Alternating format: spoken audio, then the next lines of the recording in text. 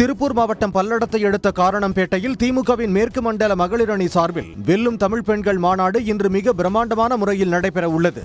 இன்று நடைபெறும் இந்த மாநாட்டில் முதலமைச்சர் மு க ஸ்டாலின் இன்று மாலை சிறப்புரையாற்ற உள்ளார். துணை முதலமைச்சர் உதயநிதி ஸ்டாலின், திமுக துணை பொதுச் செயலாளர் கனிமொழி மற்றும் மேற்கு மண்டல அமைச்சர்கள் பங்கேற்க உள்ளனர்.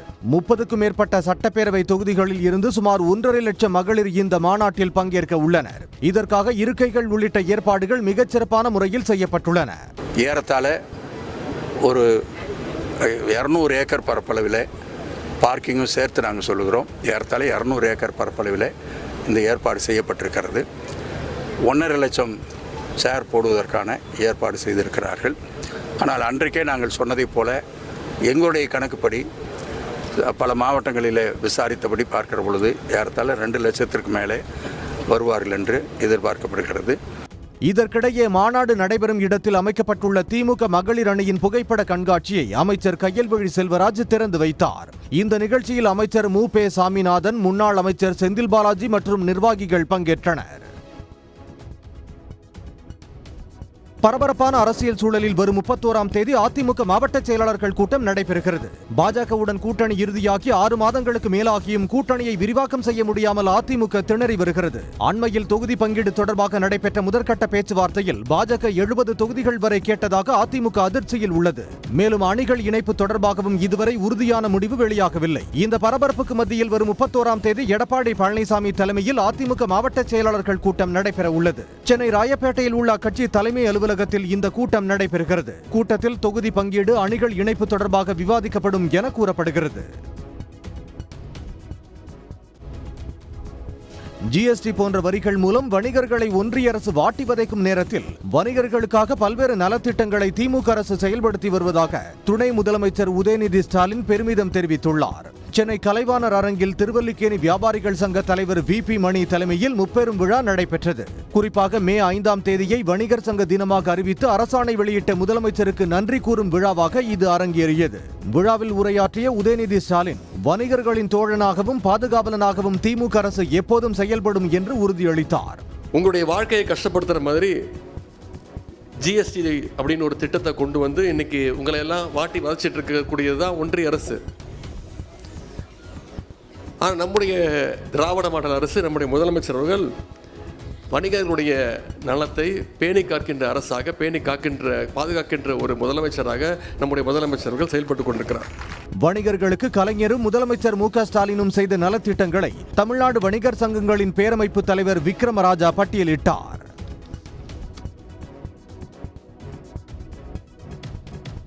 சோழிங்கநல்லூர் தொகுதியில் நடைபெற்ற அதிமுக பிரச்சார கூட்டத்தில் எடப்பாடி பழனிசாமி காலி இருக்கைகள் முன்பு உரையாற்றியதால் தொண்டர்கள் அதிர்ச்சி அடைந்தனர்.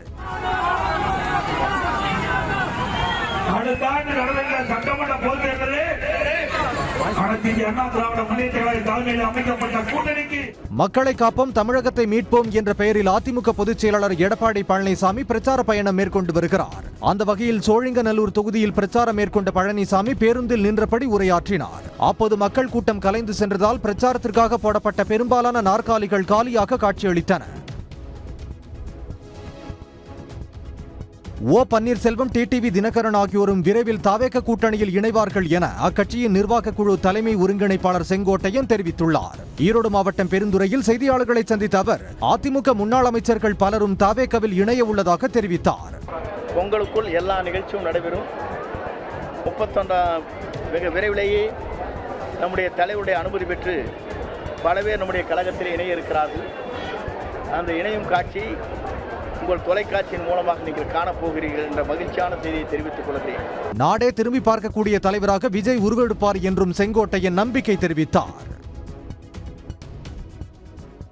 தாவேக தலைவர் விஜயை தமிழ்நாடு பாஜக விமர்சனம் செய்யாது என்றும் அரசின் குறைகளை மட்டுமே தங்கள் கட்சி சுட்டிக்காட்டும் என்றும் பாஜக மாநில தலைவர் நயினார் நாகேந்திரன் தெரிவித்துள்ளார். நீலகிரி மாவட்டம் உதகையில் சுற்றுப்பயணம் மேற்கொண்ட நயினார் நாகேந்திரன் படுகர் சமுதாய மக்கள் அளித்த வரவேற்பு நிகழ்ச்சியில் பங்கேற்றார். சிறப்பாக உபசரிக்கும் குணம் கொண்ட நீலகிரி மாவட்ட மக்கள் நாடாளுமன்ற தேர்தலில் எல் முருகனுக்கு வாக்களிக்காதது வருத்தம் அளிக்கிறது என்றார். பின்னர் பேட்டியளித்த நயினார் நாகேந்திரன் தாவேக தலைவர் விஜயை பாஜக விமர்சனம் செய்யாது என்றார். இதை விஜய் மட்டுமில்ல, யாரையுமே விமர்சனம் பண்ணக்கூடாது. இப்ப அரசினுடைய குறைகளை சொல்லணும். தனிப்பட்ட முறையில் நானோ திரு அண்ணாமலை அவர்களோ யாரையும் தனிப்பட்ட முறையில் நாங்கள் யாரையும் விமர்சனம் பண்றது பாரதிய ஜனதா கட்சியினுடைய பொறுப்பு அல்ல. அண்மையில் தமிழ்நாடு வந்திருந்த ஒன்றிய அமைச்சர் பியூஷ் கோயல் விஜயை விமர்சனம் செய்யக்கூடாது என்று பாஜகவினருக்கு அறிவுறுத்தியதாக செய்தி வெளியான நிலையில் இந்த கருத்தை நயினார் நாகேந்திரன் தெரிவித்தார். இதற்கிடையே கூட்டணிக்கு வர வேண்டும் என்று யாரையும் மிரட்டி பணிய வைக்க வேண்டிய தேவை பாஜகவுக்கு இல்லை என்றார். மலேசியாவிலிருந்து சென்னை திரும்பிய நடிகரும் தாவேக தலைவருமான விஜய் சென்னை விமான நிலையத்தில் தடுமாறி கீழே விழுந்தார். மலேசியாவில் ஜனநாயகன் திரைப்பட விழாவில் பங்கேற்ற பின்னர் சென்னை திரும்பிய விஜய்க்கு விமான நிலையத்தில் ரசிகர்களும் தொண்டர்களும் வரவேற்பு அளித்தனர். ரசிகர்கள் முண்டியடித்து சென்றதால் காரில் ஏறச் சென்ற விஜய் தடுமாறி கீழே விழுந்தார். பாதுகாவலர்கள் விஜயை கைத்தாங்கலாக தூக்கி பாதுகாப்பாக காரில் அனுப்பி வைத்தனர். பாமக பெயரில் அன்புமணி கூட்டணி பேச்சுவார்த்தை நடத்தக்கூடாது என ராமதாஸ் எச்சரித்த நிலையில் 2 வாரங்களில் கூட்டணி அறிவிக்கப்படும் என அன்புமணி கூறியது பரபரப்பை ஏற்படுத்தியிருந்தது. இந்த நிலையில் சேலத்தில் ராமதாஸ் தலைமையில் இன்று நடைபெறும் பொதுக்குழுவில் கூட்டணி குறித்து முடிவெடுக்கும் அதிகாரம் தனக்கு வழங்கப்படும் என ராமதாஸ் தெரிவித்துள்ளார். கூட்டணி பற்றி முடிவு செய்ய எனக்கு அதிகாரம் பொதுக்குழு கொடுக்கும்.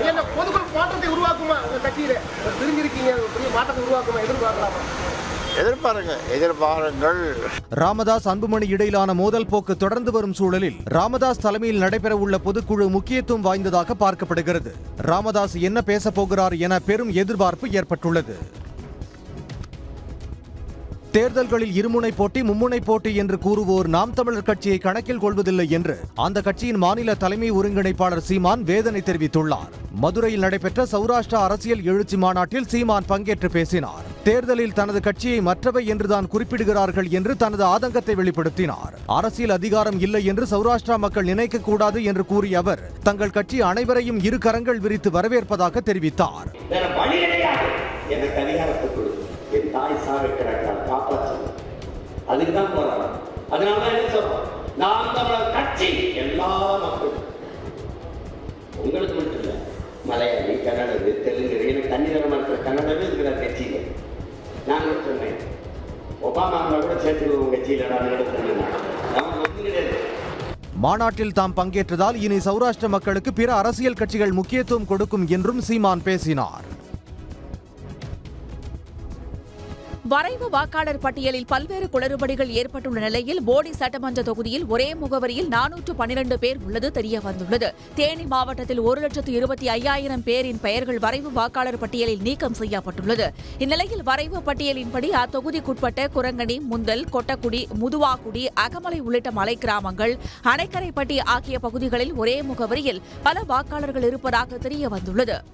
இவங்க பூராத்துக்குமே போன் நம்பர் போட்டு தான் நம்ம போய் வாங்க முடியும். அவங்க இங்கே கொண்டு வர மாட்டாங்க. திடீர்னு கூப்பிட்டோம்னா வெளி இடத்துல இருப்பாங்க. ஏன்னா அவங்களுக்குலாம் இருக்குன்னு சொல்லிட்டு அவங்க இருக்காங்க. இப்போ இவங்க கதவு எண் மட்டும்தான் மாறி இருக்கு. வார்டு நம்பர் 1ன்றதுக்காக கதவு எண் 1ன்னு போட்டிருக்காங்க. முகவரி மாற்றத்திற்கான படிவங்கள் வழங்கப்படவில்லை என்பதால் கடந்த தேர்தலின் போது உள்ள முகவரியே பதிவு செய்யப்பட்டுள்ளதாக அலுவலர்கள் கூறினர். கடும் பனிப்பொழிவால் சிவகங்கை மாவட்டத்தில் வாழை சாகுபடி பாதிக்கப்பட்டுள்ளது. திருப்புவனம், திருப்பாச்சேத்தி, முத்தனேந்தல் உள்ளிட்ட பகுதிகளில் நாட்டு வாழை, ரஸ்தாளி, பூவன் என சுமார் 1000 ஏக்கரில் வாழை சாகுபடி செய்யப்பட்டுள்ளது. தற்போது வாழை இலை அறுவடை தொடங்கியுள்ள நிலையில் கடும் பனிப்பொழிவால் வாழை இலை விளைச்சல் குறைந்துள்ளது. 5 கட்டு இலைகள் அறுவடை செய்யப்பட்ட இடத்தில் தற்போது 1 கட்டு மட்டுமே அறுவடை செய்ய முடிவதாக விவசாயிகள் தெரிவிக்கிறார்கள். வாரத்துக்கு ஒரு 10 கட்டு அறுத்துக்கிட்டு இருப்போம். இப்போ பனி ரொம்ப கொஞ்சம் ஜாஸ்தியா இருக்கிறதுனால வாழை விளைச்சல், இலை விளைச்சல் ரொம்ப கம்மியா இருக்கு. அதனால இப்ப வாரத்துக்கு ஒரு 4 கட்டு 5 கட்டு இருக்கிற மாதிரியே இருக்கு. 10 கட்டு வர வேண்டிய இடத்துல இருந்து இலையெல்லாம் 1 கட்டு தான் நாங்கள் இப்போ அறுத்துக்கிட்டு வர்றோம். வாழை விளைச்சல் இல்லாமல் தாரோலும் ரொம்ப ஒரு 50,000 வெட்டணும்னா ஒரு 10,000 வெட்டி கொண்டு வந்துகிட்டு இருக்கோம். அதனால விவசாயம் ரொம்ப பாதிக்கப்பட்டிருக்கு. அது இந்த மழை காலம், குளிர்காலங்கிறதுனால வாழை ரொம்ப விவசாயம் பாதிச்சிருக்கு. வாழை சாகுபடிக்கு எவ்வளவு தண்ணீர் தேவையோ அதே அளவு வெயிலும் அவசியம். ஆனால் திருப்பாச்சேத்தி சுற்றுவட்டார பகுதிகளில் காலை 9 மணி வரை பனிப்பொழிவு நீடிப்பதால் வாழை இலை விளைச்சல் கடுமையாக குறைந்திருக்கிறது. சென்னை தீவுத்திடலில் நடத்தப்படும் பொருட்காட்சி ஜனவரி முதல் வாரத்தில் தொடங்கப்படும் என பொருட்காட்சி ஏற்பாட்டு நிறுவனம் தரப்பில் தெரிவிக்கப்பட்டுள்ளது. ஆண்டுதோறும் தமிழ்நாடு சுற்றுலா வளர்ச்சிக் கழகம் சார்பில் சென்னை தீவுத்திடலில் பண்டிகை கால பொருட்காட்சி நடத்தப்படும். அந்த வகையில் 2026ஆம் ஆண்டுக்கான பொருட்காட்சி ஜனவரி மாதம் தொடங்கி மார்ச் மாதம் வரை நடைபெற உள்ளது. ஜனவரி முதல் வீக்கில் இதை திறக்கலான்னு இருக்கோம். மாண்புமிகு முதலமைச்சரையும் துணை முதலமைச்சரையும் தேதி கேட்டிருக்கோம். அவங்களுடைய தேதி எப்போ தராங்கன்னு பார்த்துட்டு ஃபர்ஸ்ட் வீக்கு இல்லைன்னா பொங்கலுக்கு முன்னாடி கூடிய விரைவில் மக்கள் ஆதரவோட இதை சீக்கிரமாக திறப்போம். பொருட்காட்சிக்கான கட்டணத்தில் மாற்றம் இல்லை என்றும் சிறுவர்களுக்கு 20 ரூபாயும் பெரியவர்களுக்கு 40 ரூபாயும் வசூலிக்கப்படும் என தெரிவிக்கப்பட்டுள்ளது. வேளாண் கடன்களை ரத்து செய்ய வேண்டும் என்பது உள்ளிட்ட பல்வேறு கோரிக்கைகளை வலியுறுத்தி விவசாயிகள் பாதுகாப்பு சங்கத்தினர் நடத்திய மாநாடு ஈரோடு மாவட்டம் விஜயமங்கலத்தில் நடைபெற்றது.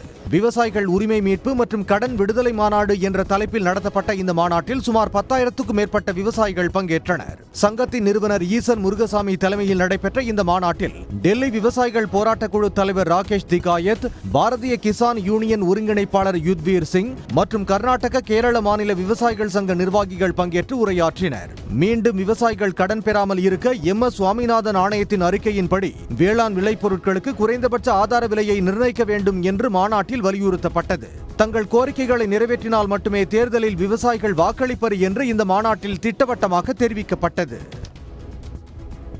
தஞ்சாவூர் அடுத்த மருங்குளம் பகுதியைச் சேர்ந்த பொறியியல் பட்டதாரி தம்பதியர் இயற்கை முறையால் அலங்கார செடிகளை வளர்த்து லாபம் ஈட்டி வருகின்றனர். குறிப்பாக மலைப்பிரதேசங்களில் மட்டுமே வளரக்கூடிய அக்லோனிமா, ஹைலிகேனியம், டேலியானா உள்ளிட்ட வகை செடிகளை இங்கேயே அதற்கான சூழலை உருவாக்கி வளர்த்து வருகின்றனர். ஹில்ஸில் இருக்கிற செடிகள்லாம் நம்ம கிளைமேட்டுக்கு வராது அப்படிங்கிற ஒரு ஒப்பீனியன் ஓவராலாக இருக்குது. ஆனால் அப்படி கிடையாது.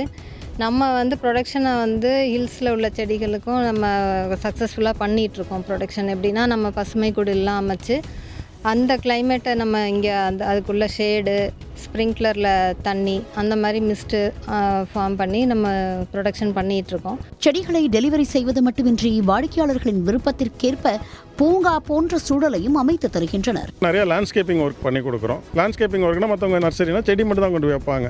இப்போ எங்களுக்கு இன்ஜினியரிங் பேக்ரவுண்டும் இருக்குது அப்படிங்கிறதுனால அங்கே தேவையான water fountain, water falls, water ஸ்லைடாக இருக்கட்டும், இல்லை ப்ளே மெட்டீரியலாக இருக்கட்டும், இந்த மாதிரி எல்லாமே நாங்களே ப்ரொடக்ஷன் பண்ணி டிசைன் பண்ணி கொடுக்க முடியுது. அலங்கார செடிகள் மட்டுமின்றி மா, பலா, கொய்யா என பழச்செடிகளையும் இயற்கையான முறையில் வளர்த்து லாபம் ஈட்டி வரும் தம்பதிக்கு பாராட்டுகள் குவிந்து வருகின்றன.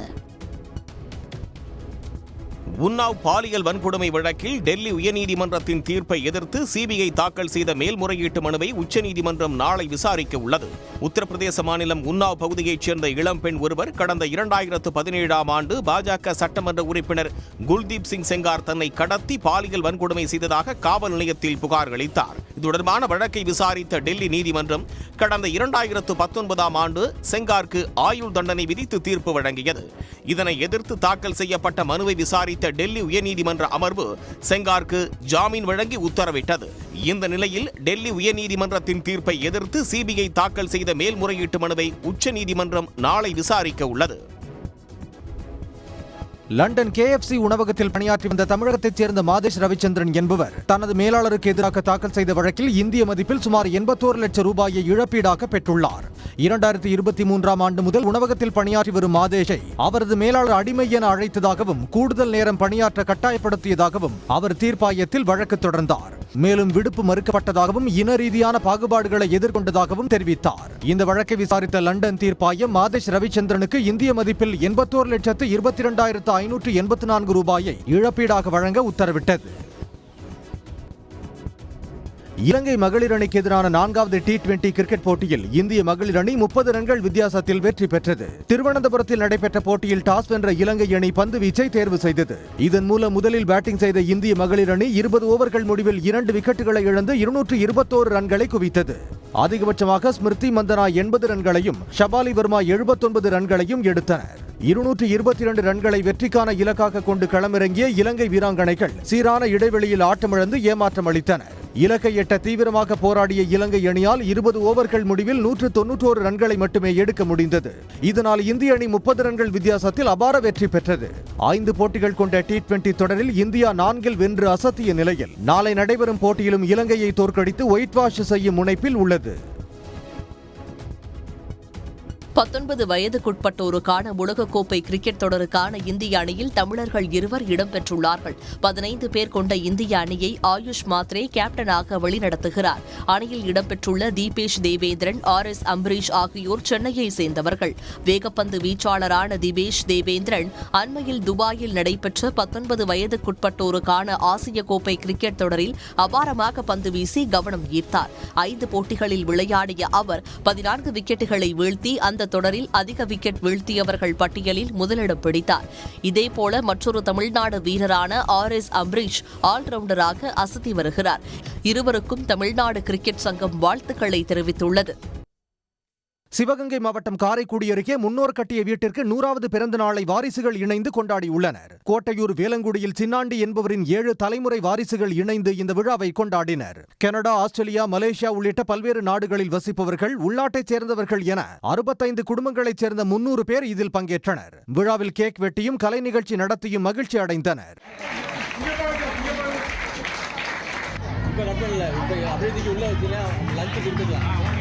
இந்த வீடை வந்து எவ்ரி 15 வருஷத்துக்கு ஒரு தடவை மெயின்டைன் பண்ணிக்கிட்டு இருக்கோம். பெயிண்டிங்கு அதெல்லாம் தினமும் வந்து இதை வந்து கூட்டி தொடச்சிக்கிட்டு இருக்கோம். இதை வந்து நாங்கள் ஒரு கோயிலாக வந்து இதை வந்து நாங்கள் பார்க்குறோம்.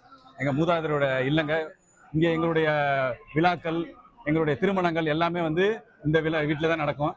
ஒற்றுமையின் அவசியத்தை சமூகத்திற்கு எடுத்துக் கூறும் வகையில் 100 ஆண்டு கண்ட இந்த வீட்டை பராமரித்து சுப நிகழ்ச்சிகளுக்கு ஒன்று கூடுவதாக சின்னாண்டி குடும்பத்தினர் தெரிவித்தனர்.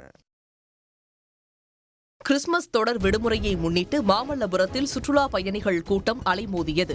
வார விடுமுறை என்பதாலும் சென்னை, காஞ்சிபுரம், செங்கல்பட்டு, விழுப்புரம், வேலூர் உள்ளிட்ட மாவட்டங்களைச் சேர்ந்த மக்கள் குடும்பமாக மாமல்லபுரம் வந்திருந்தார்கள். கடற்கரை கோயில், 5 ரதம், வெண்ணெய் உருண்டை பாறை, கலங்கரை விளக்கம் உள்ளிட்ட சுற்றுலா தலங்களை பயணிகள் ஆர்வமுடன் கண்டு களித்தனர். சிஸ்டர், அம்மா எல்லாரும் தூத்துக்குடியிலேருந்து லீவுக்காக இங்கே வந்திருக்காங்க. First time Mahabalipuram tourist place பார்க்கறதுக்காக வந்திருக்கோம். இங்கே வெண்ணெய் உருண்டை பாறை, அந்த அர்ஜுனன் டவர்ஸு, கடற்கரை கோயில் இதெல்லாம் பார்க்குறதுக்கு எக்ஸைட்மெண்ட்டாக இருக்குது. பசங்களுக்கு வின்டர் வெக்கேஷனுக்காக இங்கே சுற்றி பார்க்கலாம் அப்படின்ட்டு மகாபலிபுரம் வந்தோம். இதான் ஃபர்ஸ்ட் டைமு. கடற்கரை கோயில் பார்த்தோம், அப்புறம் பட்டர் ஃபால்ஸ் பார்த்தோம். இப்போ தான் அர்ஜுனன் தபஸ் பார்த்துட்டு இருக்கோம். நிறைய க்ரௌடு, நிறைய எல்லாம் கூட்டமாக இருக்குது. மேல்மருவத்தூர் ஆதிபராசக்தி கோயிலுக்கு வந்திருந்த பக்தர்களும் மாமல்லபுரம் சுற்றுலா தலத்தில் அதிக அளவில் காணப்பட்டார்கள்.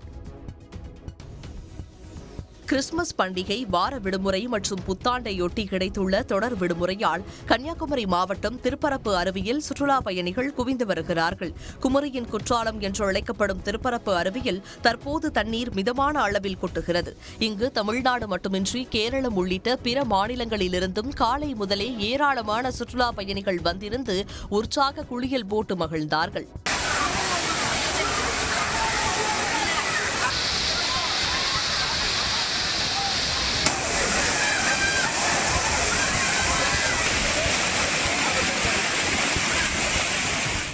திருப்பரப்பு அருவியில் நீண்ட நேரம் குளித்ததோடு இயற்கை அழகையும் சுற்றுலா பயணிகள் ரசித்து மகிழ்ந்தார்கள். பயணிகளின் வரவால் வியாபாரிகளும் உற்சாகமடைந்தனர். வேலங்குடியில் சாண்டி என்பவரின் 7 தலைமுறை வாரிசுகள் இணைந்து இந்த விழாவை கொண்டாடினர். கனடா, ஆஸ்திரேலியா, மலேசியா உள்ளிட்ட பல்வேறு நாடுகளில் வசிப்பவர்கள், உள்நாட்டைச் சேர்ந்தவர்கள் என 65 குடும்பங்களைச் சேர்ந்த 300 பேர் இதில் பங்கேற்றனர். விழாவில் கேக் வெட்டியும் கலை நிகழ்ச்சி நடத்தியும் மகிழ்ச்சி அடைந்தனர்.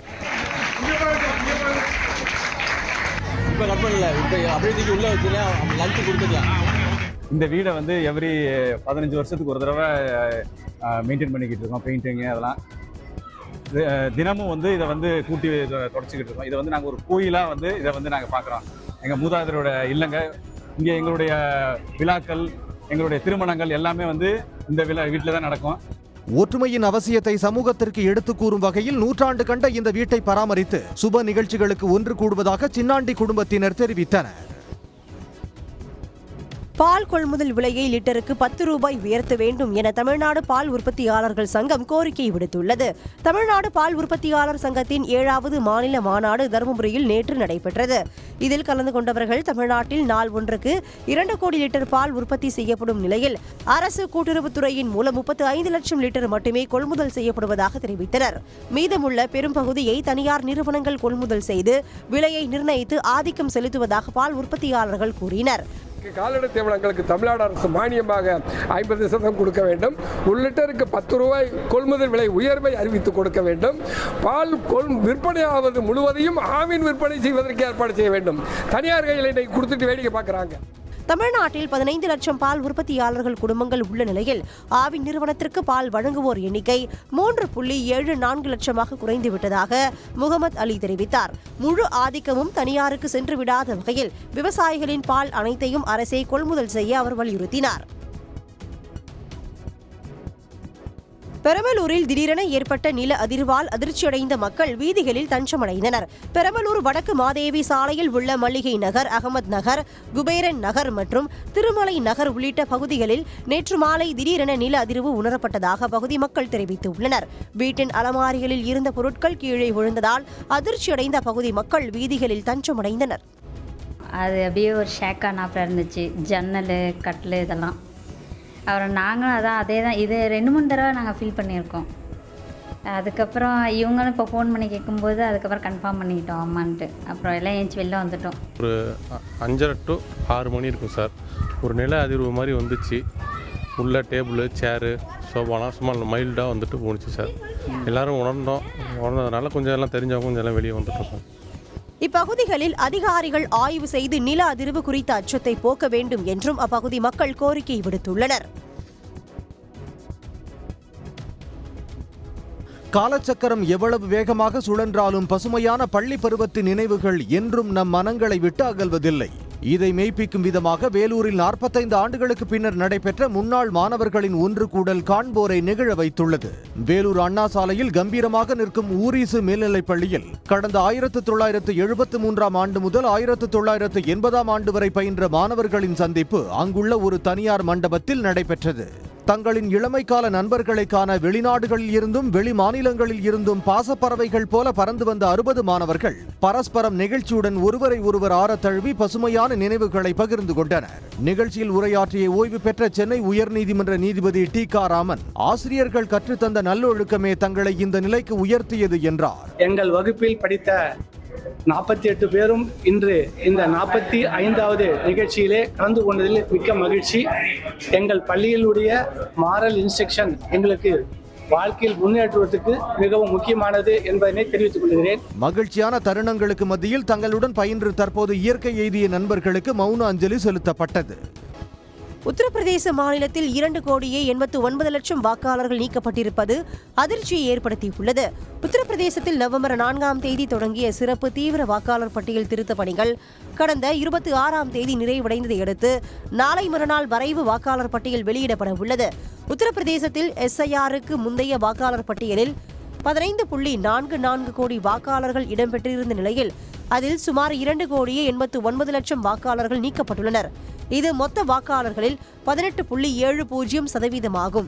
இதில் கண்டுபிடிக்க முடியாத வாக்காளர்களின் பெயர்களும் SIR படிவத்தை பூர்த்தி செய்து வழங்காதவர்களின் பெயர்களும் அடங்கும்.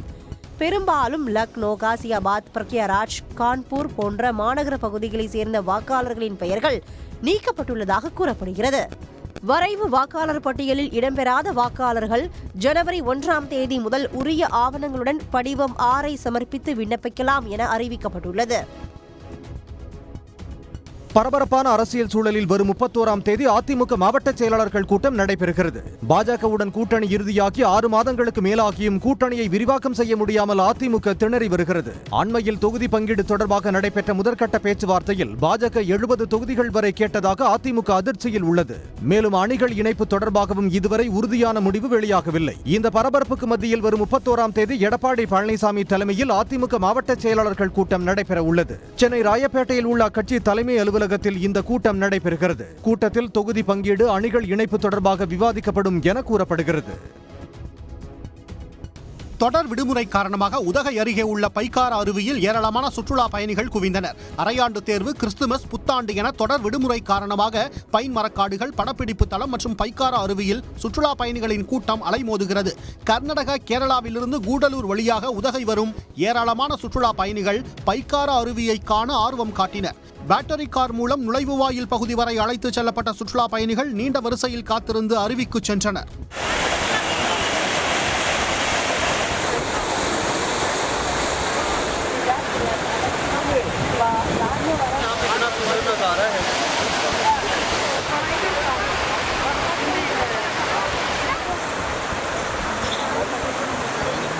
வெக்கேஷனுக்காக தான் இங்கே வந்திருந்தோம். நாங்கள் நிறைய பிளேஸ் சுற்றி பார்க்கணுன்னு ட்ரை பண்ணுறோம். ஆனால் கொஞ்சம் ஹெவி டிராஃபிக்காக இருக்குது.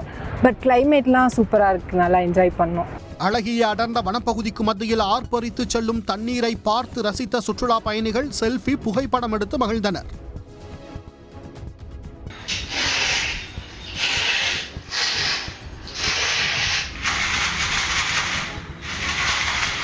சீர்காழியைச் சேர்ந்த ரஞ்சிதா என்ற பெண்தான் இப்படி பனை ஓலைகளில் வண்ணமயமான கைவினைப் பொருட்களை உருவாக்கி வருமானம் ஈட்டி வருகிறார். சிறுவயது முதலே கைவினைப் பொருட்களை செய்வதில் ஆர்வம் கொண்ட இவர் யூடியூப் வீடியோக்கள் மற்றும் பல ஊர்களுக்கு பயணம் செய்து பனைமரத்தால் விதவிதமான பொருட்கள் தயாரிப்பதை கற்று தற்போது அதில் கைதேர்ந்தவராக மாறியுள்ளார். கல்யாண மாலை, மஞ்சள் நீராட்டு மாலை, அரசியல் கட்சிகளுக்கான மாலை என வாடிக்கையாளர்கள் கேட்கும் பொருட்களை அவர்கள் விரும்பிய வண்ணத்தில் தயாரித்து விற்பனை செய்து வருகிறார். பனை ஓலையில நிறைய பொருட்கள் இருக்கு. ஹேண்ட்பேக்ஸ்ல இருந்து இப்போ நமக்கு ட்ரெண்டிங்கா போகக்கூடிய பொருட்கள் என்னன்னு பாத்தீங்கன்னா, பனை ஓலையில கல்யாண மாலைகள் இப்போ நமக்கு அதிகமா போயிட்டு இருக்கு. கோயில்களுக்கும் நம்ம கொடுத்துட்டு இருக்கோம். அடுத்தது ஸ்கூல் ப்ராஜெக்ட் அண்ட் காலேஜ் ப்ராஜெக்டாக நம்ம கிட்ட ஓலைச்சுவடி நிறைய கேட்டுட்டு இருக்காங்க.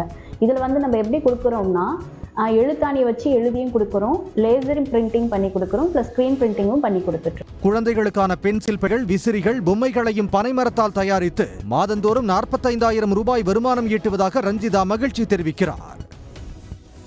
சென்னையில் ஆபரண தங்கம் மற்றும் வெள்ளியின் விலை குறைந்துள்ளது. கடந்த வார இறுதி வர்த்தக நாளான சனிக்கிழமை ஆபரண தங்கம் விலை ஒரே நாளில் 2 முறை உயர்ந்து கிராம் 13,100 ரூபாய்க்கும் சவரன் 1,04,800 ரூபாய்க்கும் விற்பனை செய்யப்பட்டது. இந்நிலையில் இன்று சென்னையில் ஆபரண தங்கத்தின் விலை 10 நாட்கள் தொடர் உயர்வுக்கு பிறகு கிராம் ஒன்றுக்கு 80 ரூபாயும் சவரனுக்கு 640 ரூபாயும் குறைந்துள்ளது. சென்னையில் இன்று கிராம் 13,020 ரூபாய்க்கும் சவரன் 1,04,160 ரூபாய்க்கும் விற்பனை செய்யப்படுகிறது. வெள்ளி விலையும் இன்று கிராமுக்கு 4 ரூபாய் குறைந்து 1 கிராம் 281 ரூபாய்க்கு வர்த்தகமாகிறது. உடனுக்குடன் செய்திகளை தெரிந்து கொள்ள சன் நியூஸ் பெல் ஐகானை கிளிக் பண்ணுங்க.